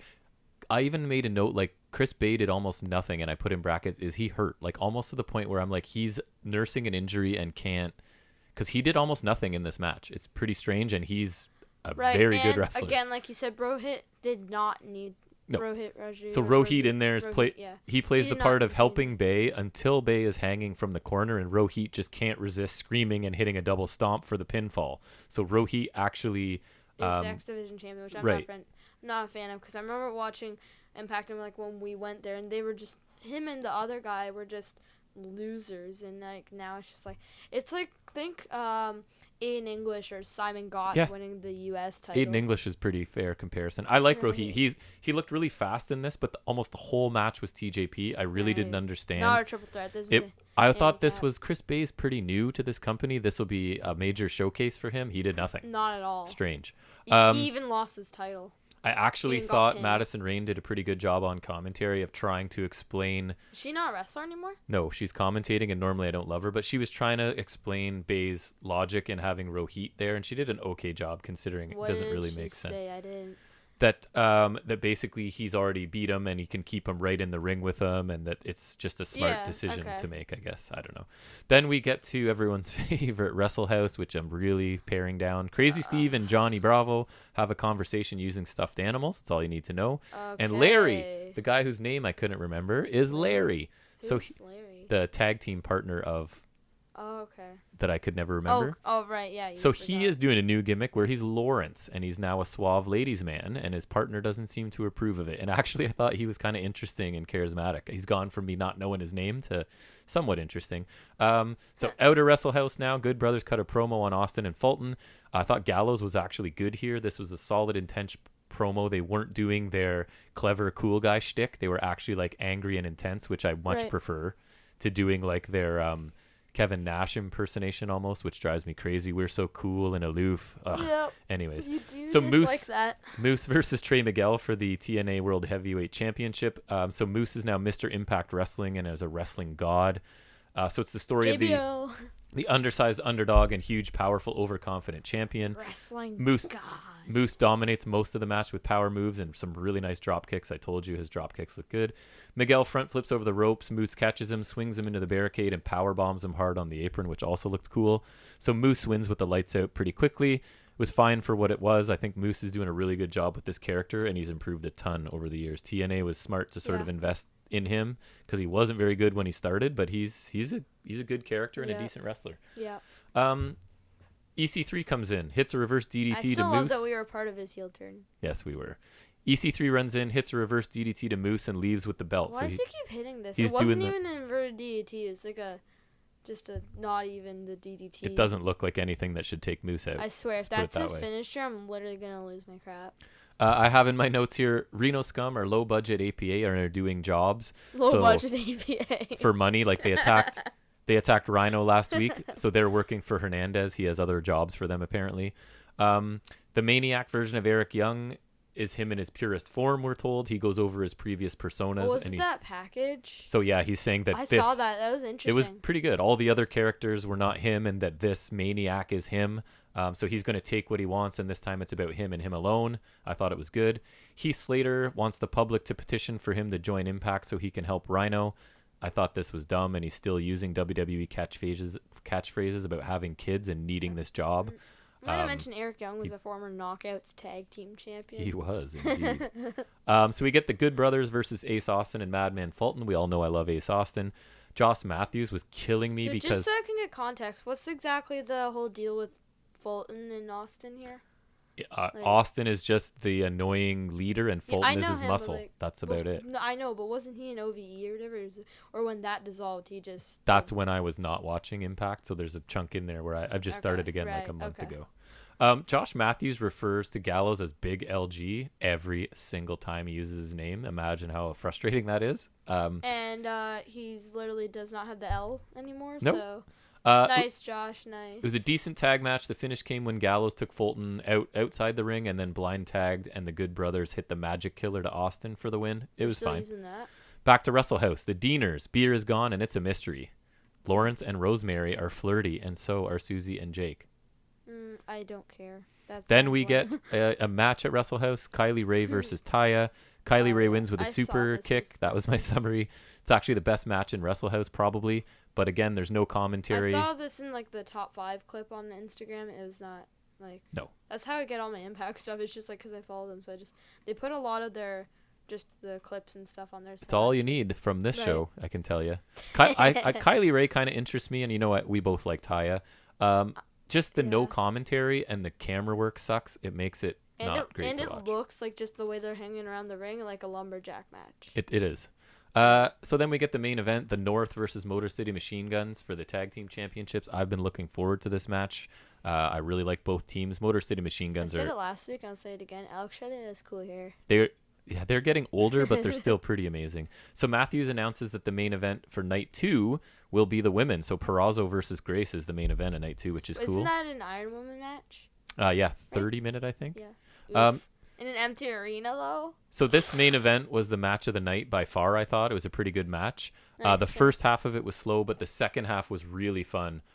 Despite there was a lot of double teaming and a lot of leniency by the referee, kind of AEW style, which depending on some people that really bothers them. It doesn't bother me. I think it's like, if it's a major title match, I think that should be allowed. But like, if it's just a normal match, I don't think it's necessary. I just think it's fine if that's how your company is and that people can't keep applying WWE standards to if your company is going to show leniency, fine. But I think it should be like, yeah, I agree. But like, I feel like if they're going to do it, like, I think that it should be just for important matches, like these major title matches. Because like, that could be like, we don't want these big important matches that will like have an effect. That makes sense because they'll say like say like they're crowning the first champion or like for the world title. You don't want that to end in like chaos. You want like a clear cut. And that sort of mimics real sports because they'll talk about like in hockey and basketball in the playoffs they'll let stuff go because the games are more important, right? That they would call in a regular game, but they sort of give them more leeway in an important game. And I think that might be why AEW does it, right? Because they're trying to. And if they can use that to put interesting stuff into the show, go for it, right? Right. So the second half of that tag match was really good.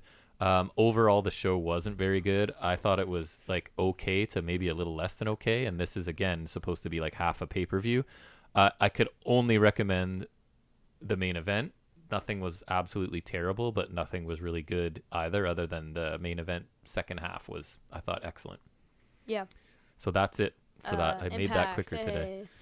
All right, so we've got Takeover. One more thing, Takeover, and then your figurings, and then Finn Balor versus Timmy Thatcher was our opener, and I didn't really do notes. It was a okay match and an odd opener choice. Finn Balor did pick up the win at the 1916. Yep. Just a weird choice. I think the ladder match would have worked better for an opener. I liked the beginning of the match with Thatcher on the ground doing all of his stuff, but I don't know. There was something, and I put it in my first note of this match was I'm probably reading into it too much. But Balor looks disinterested while walking to the ring. Like, he looked like he was, to me, like going through the motions sort of thing. And then I had the question of who's the face here, right? Like, I'm not sure. There's lots of grappling to start, and I thought it was slow but interesting. And then I didn't like the commentary. Balor wins. I had decent match, maybe too long. Was engaging to start, then just okay. And I have how Balor has fallen. Mm-hmm. All right. Then we got our NXT North American Championship ladder match, which is Johnny Gargano versus Bronson Reed, aka Thick Boy, versus Damian Priest versus Cameron Grimes versus Velveteen Dream.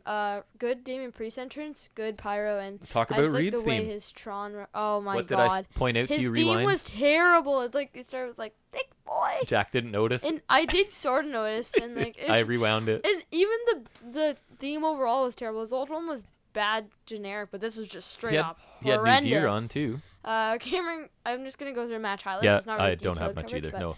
Cameron Grimes grabs a hornswoggle-sized ladder and yells, "Who put this here?" And I kind of like that heel tactics by Gargano and Gargano and Grimes Dream Alliance briefly against the two big guys. And then moving forward a bit, Candice LeRae interference. Bronson Reed did like a splash off the ladder when Candice LeRae was on his back onto Giant Gargano. It's his risky business, but it looked good. Damian Priest would win this match, and I'm okay with that. I do kind of like him. His entrance is good. He's got some cool moves in his arsenal. Yeah. And he has not won the title before, so that's another And they're plus. putting it on a new star, right? Which I wanted, regardless of who it was. Good match, but would have been so much better with the crowd. There's some really bright spots here. I really liked this match as well. I thought everybody worked super hard. Right. I thought Reed looked a little lost a couple spots, just kind of not sure where to go or what to do, but he still had some good stuff in there. Yeah, and after this theme and his entrance gear, I don't like him anymore. And Grimes, let's be honest. I was like getting there, and now I just Man, Grimes stole this match, and like you were rooting for him so hard, and you were on the edge of your seat. Like I was watching you. He was about to win. I know you were very into this match. It was a very fun match. Grimes was just in it. And at one point, he's on a leg on each ladder doing the splits. Remember? Oh yeah. That guy is incredible. Reed should have blowed him, but because So that would have been funny. This I thought was a really good match. Right. I wanted to see really it. It met my expectations. I enjoyed it. I would recommend for people to go see it. I don't want NXT in the Thunderdome, but I think this match would have benefited from that. Yeah, it was a very fun match. Really nice match. Moving on, we get Adam Cole and Pat McAfee. Tron is terrible, and his theme is terrible too. Okay, so Jack is never going to relent on McAfee, probably. I'm going to try to balance that out with a little bit of... The match kind of starts normal. I'm going to note that Pat hits a lot of just run-of-the-mill offense. So nothing special. He has some charisma, though, and some heel potential. Right now, for me, it's go-away heat, but I see that there's a possibility to develop it, right? Like, right now, I dislike him, and I just don't want to see him. What they want is for us to dislike him and want to see him get beat up or whatever. I'm not to that point yet. Right. His ring gear, I thought, was awful. Oh, yeah. He's wearing, like, shorts with a belt and a tucked-in tank top. Pat made to look like chump, how he is. But there's no doubt he's athletic. Some of the stuff he did, like he did a flip to the outside, and it was his best Teddy Hart impression. It was the safest dive I've ever seen because it was on to like 15 people or something. But oh right, there's that too. He did it pretty high and it looked okay. So I think. And I just felt like it was weird at parts. Cole was one of the greatest NXT has. Is struggling with the noob. I put poor Cole. Why is this McAfee's debut? Yeah, Who thought he was ready for this? Yeah, out of context, this makes Cole look like an average wrestler at best. Right. And he went for a punt and hits the stairs really hard. And his finisher was like sort of the pump, but it just looked like your average kick to the chest when the guy's doubled the back over. Body drop. Yeah. So Cole would win via Panama Sunrise. I'm sure McAfee is good for how long he's wrestled, but that doesn't mean he belongs on a takeover of all things. Takeovers used to kind of be sacred where you knew every match on takeover was going to be awesome. This doesn't belong here, right? People don't make their the backlot brawl even at the last one, Dream and Cole. No, I don't want to send a match in NXT. And it's one thing to debut if you're a wrestler from another company or something, but this guy isn't a wrestler. He needs more seasoning, clearly. There probably is potential for him, and apparently Triple H really likes him, so I think you're going to get a lot of them. It just, this wasn't the time or place for me to do it, and I feel badly for Cole. I put, like, Triple H owes Cole a favor was my final match. Yep. Or final note, sorry. He gets the title back. So Cole won an okay at best match where he had to give far too much to a brand new wrestler, is all I put. So now things pick up, in my opinion. I don't know about you, but Dakota Kai versus Io Shirai. Yeah, I'm super excited for this match. I love both of these. Because I did a bunch of notes on, well, at least for this brief coverage, I did some notes on the last two matches. I didn't get a lot of notes in this match, but it was good. I have a little bit. I have a dangerous-looking botch on a handspring. Oh, yeah. She kind of brushed Kai on the way by, and then I don't think landed the way she wanted to. So then Kai starts working Shirai's arm. So I don't know if this was the original plan or if this was to give Shirai a little bit of a break to recover from that. But anyways, there was tons of arm working. I like Kai's heel work. She takes in extra pokes and jabs and slaps when she can, and she talks trash most of the time. Io hits a lovely palm strike at some point that I love. The story is she's trying to ground and slow down the speedy, high-flying Shirai by keeping her close and working that arm, right? And I like that idea that I can't let her get away from me because if she starts running around and climbing the ropes, I'm dead, right? So I got to keep her close. I got to keep her on the ground. Shirai bursts free eventually and does hit her flurries of offense. Kai goes back to her regular offense but can't hit it as Shirai seems to always be one step ahead as Kai's go into her more standard moveset. Kai delivers her usual offense but always ends up going back to the arm. So now it's sort of a hybrid of her original style and this submission working a body part. Yeah. I thought Shirai at one point looked dumb not noticing the ref there on the near quote-unquote pinfall attempt she had. And I'm glad she kicked out of that screwy finish. I didn't love the end, but I pretty much loved this match. I was actually kind of surprised Dakota Kai didn't win. I didn't think she was going to yet, but I think both of these women are stars. And Kai worked a different style from what I've seen for her, this targeting a body part, and it kind of made sense in the context of the match. Right. And then it ended with, what did we get? I have the tall girl standoff, who was Ripley and Gonzalez. Raquel Gonzalez attacked Shirai from behind, and then Rhea Ripley comes to kind of make a save a bit. And then I have, you know how to make a tall, impressive-looking wrestlers look less tall and impressive? Pair them up with the only other competitor of similar size, right? So, yes, both of these women are tall and impressive-looking, but when they're in there together, it kind of, you don't get any contrast, right? So, if you, by comparison, if you put one of them in with Io Shirai, they look monstrous, right? All right, so main event time. Do you have notes on this, or do you want me to just fire through? Hardly. Okay. I have one note before the match. Keith Lee kicks Cross's coat out of the way during his Odell coming in, yeah. I was looking forward to this match as well. I thought they'd done a pretty good job of building it up. I didn't care for Cross on Impact or Lucha Underground, really, but I think Impact he was okay because we got to see him. He was missing something. I think he's been presented amazing. He was all right as Austin Aries' muscle. WWE has done a great job of presenting him, so I was excited for this match. Yeah, I mean, definitely props to them for making him like look good. In my opinion, I agree, like better than he has in my eyes. For me too. Which is something you can't really say though, because a lot of the time they make people look worse than they have. Right? They do. Or, like, we'll give them credit when it's due, right? So yeah, so credit where credit is due. I made a note that Lee's entrance looks pretty lame following Cross, right? Like it's just a tough act to follow. Oh yeah, Cross's entrance is killer. And then it's just Killer Cross. Cross is working the right arm. Oh, that's my only other note. Right after, so this is what made me start to wonder again if Kai working the arm wasn't planned, because Dakota Kai just worked Shirai's arm for like half of that match too. Maybe not half, but you know what I mean. And now they're doing the exact same thing. Right? So it seemed an odd choice for me. It's so easy to say that just happened in the last match. So that made me wonder, was that really just Kai giving Shirai time to recover from landing on her head or whatever happened? Yeah. So anyways, I thought it was a weird choice to do the same thing. So much selling by Lee. It's so slow, so much submission attempts. I just have, this is not how takeover main events are supposed to feel. This is so slow. I have, the routine seems to be move, move, move, rest. Move, move, move, rest. So I guess it's a decent big man match, but it's hurt by its position and the history, right? You're a main event on TakeOver. Those matches are like barn burners. Those matches are amazing. Yeah, like those Cole matches are debates Gargano whether they're Ciampa, 5 stars right? or not, right? Yeah. This is not. This is a main roster main event sort of looking thing. You take Keith Lee and let him not use his athleticism at all the entire match. Right. You have him on the mat with his arm being, I don't know. I was disappointed in this match. I really wanted to see it. The only thing I'd recommend you going to check out is the women's match and the ladder match. So it's exactly what I had. Kai Shirai, my match of the night. North American title match was really fun. Was fun, but again, needed a crowd. Thatcher Balor and Cole McAfee were forgettable. Yeah. The main event was just okay. And overall, this isn't up to TakeOver's standards. TakeOver shows are amazing, where especially the SummerSlam TakeOver. We would come away going, every single match was awesome, right? There wasn't one. No, but these SummerSlam TakeOvers are supposed to be. These are the legendary ones. You had the 4 TakeOver Brooklyn. You had TakeOver Toronto 2 last year, and then this. We are in a bit of a lull with NXT, and it's not. Last year might be a little biased because I was there, but it really hurts. It was a good TakeOver. It really hurts my heart because this is my little secret favorite thing that is now sort of tainted, but we always hope it'll recover. So that was a disappointing pay-per-view. In a slump in this era, but I feel like just even like I think as soon as NXT hit TV, it was just. Well, it's why I'm sort of watching Impact, because I'm just looking for something else, right? Like I don't want to watch SmackDown or Raw right now, so I just keep tuning into Impact, hoping that it's okay.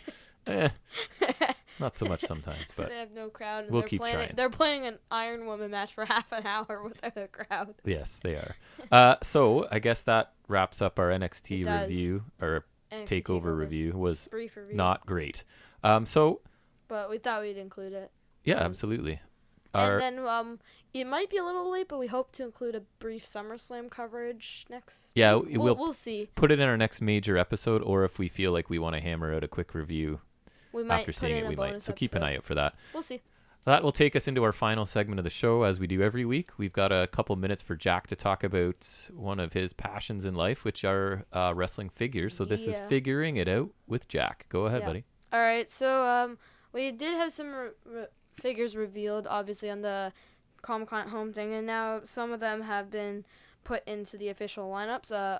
Put for pre-order on Ringside Collectibles. So we got Basic Series 114 revealed. This will include The Fiend, Bray Wyatt, which I find is an interesting choice, given he just got his first Elite, and he's getting an Ultimate Edition coming Have they released Firefly Funhouse Bray yet? Yep. So they released him in Basic Series 111. Oh, nice. And there's an upcoming Ringside exclusive with the puppets. Oh, right. You mentioned that one. And so The Fiend, I just find an interesting choice for Basic. He's such a big character. He has a lot of accessories, so I don't think a Basic really fits him, and but it's just weird.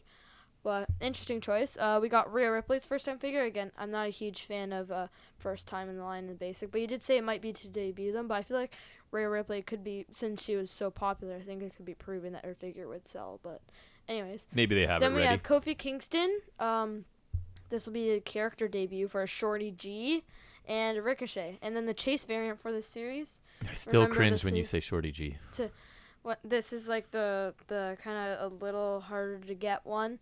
The Chase variant is Ricochet. Nice. And then basic 115, which is going to be the series after, is revealed, and both of these are up for pre-order. We've got Humberto Carrillo, Big E, Becky Lynch, another basic Braun Strowman, which we just got in 107. Yeah. And we got Tegan Knox, which is nice, but again, I would like an elite. And Dakota Kai's getting her first figure in the basic series, so I'd like an elite. She deserves it. Her. But yeah, the Chase variant is Humberto Carrillo. Your favorite. Of course. Your favorite wrestler. And then we've got Elite 81 lineup revealed and also up for pre-order. We've got Montez Ford and Angelo Dawkins, who got Street Profits, and we got Bianca Belair, which is nice. And then we got The Rock, and then we got, I believe, first time stunning Steve Austin. Nice. He's got the WCW tag belt and like the movie clip thingy-majiggy. Oh, right. I forget what those are called. And then we got Shinsuke Nakamura, which I'm afraid will be the bodysuit version, but whatever. I'm sure it will. And then we got the Chase variant Shinsuke Nakamura, which is interesting because in Series 107, we actually got a Chase Nakamura, which is basic. Yeah. Basic series, sorry. And now we're getting that in Elite, which is good because if I'm getting a Shinsuke Nakamura, I do want Elite because I do have an Ultimate Edition. I was just going to say, didn't you get the super fancy one at the SummerSlam Yeah, I thing did. And then we got the store exclusive because they do store exclusives. They do. Which are also kind of hard to get, is Mae Young. Oh, boy. Which is interesting, but I don't mind a retro one. And it does come with the Mae Young Classic trophy, which is cool. Yeah. So, because they didn't do that with the Kairi Sane Elite. But, yeah, that's all I really got for this one. But not a lot, because that's fine, because I kind of had a big one last week. Yeah. So if you had to guess, how long have we been recording? If you had to guess. 2 hours. No, we're coming in at a lean 136 right now. Oh, that's not bad, actually. No, that's closer to our first couple episodes. Right. Well, I'm getting better at. I realized, like, Impact, I don't need to spend that much time on. Who's listening to that? Nobody. Right? I just realized I forgot to tell people about the Wrestling Society X thing. What do you mean? The Instagram. Good job. That's your only Yeah. the media you're in charge of. That's okay. Yeah, all right. People can still go find it. So I guess this is wrapping up our weekly episode of the FNS Wrestling Podcast. Yeah, apologies for the late release, but we really had no choice. Hey, it's only a day late. That's pretty good. And we put up something in lieu of this. So all of our thousands and thousands and thousands. Legions of By fans. Thousands, I mean dozens. Maybe even just 1 dozen. Yeah, it could be. It's just me listening 30 times. Our like 3 fans and then a dozen family members. That's all right. I'll keep doing it. I'm having fun. So thanks again for giving us an hour and a half of your time, and we look forward to seeing you all back here next week. If there's another just kind of scheduling thing, we'll be sure to put up a bonus episode again, I hope. Absolutely. So keep looking, that schedule. Keep looking for us on YouTube at FNS Wrestling. Yep. We also have a Gmail if you'd like to contact us, fnswrestling@gmail.com. Yep. We're also on Podbean at FNS Wrestling and Instagram. Please do go check that out because that's like an actual podcast thing. So I think that'll be really helpful if we want to take off. So do check us out on YouTube, even if it's just to give it a like or whatever. But please do also check out the Podbean. That would be very helpful. Absolutely. So if you do go on YouTube, please subscribe so that you don't miss a single podcast. Absolutely. So thanks again, everybody, and we will see you soon.